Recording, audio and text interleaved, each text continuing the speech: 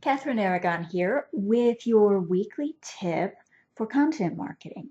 And what I want to talk about today is list building because so much of what we do really has to start there. You can't get your name in front of new people. You can't promote your products if you don't have a big enough list to put those offers in front of people.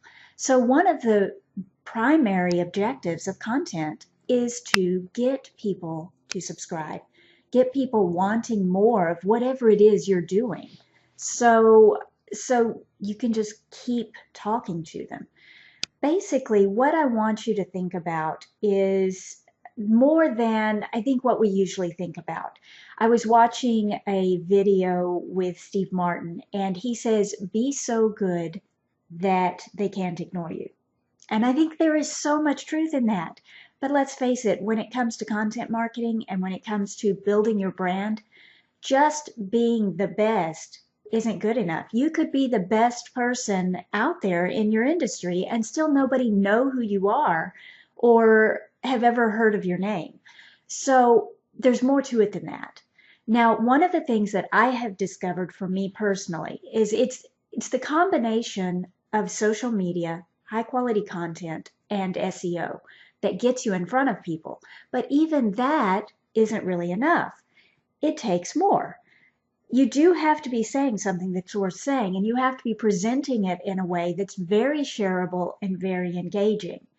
But you also have to be doing tasks on the side, things off your blog that get you noticed by new people, people who have never heard of you before.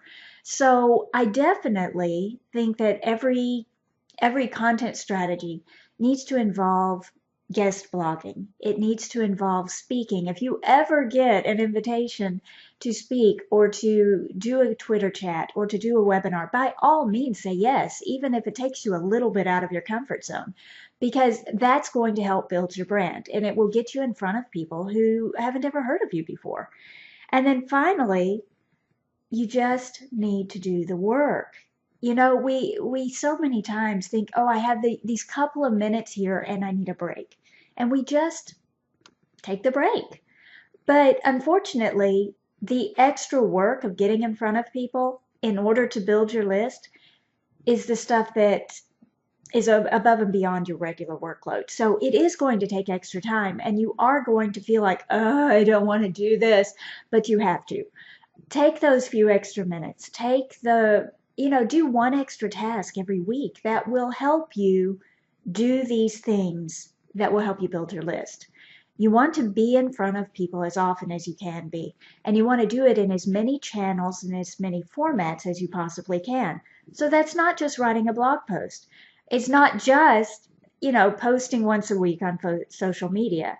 And I know that I'm not the best at this right now. My goal is to carve out the time to do this. But we all need to be carving out the time to do it. And even if you're working alone on your own business, you've got to find that time. So do something unique, say something unique, and do it in a way that's very, very shareable. And that is my tip for you for this week.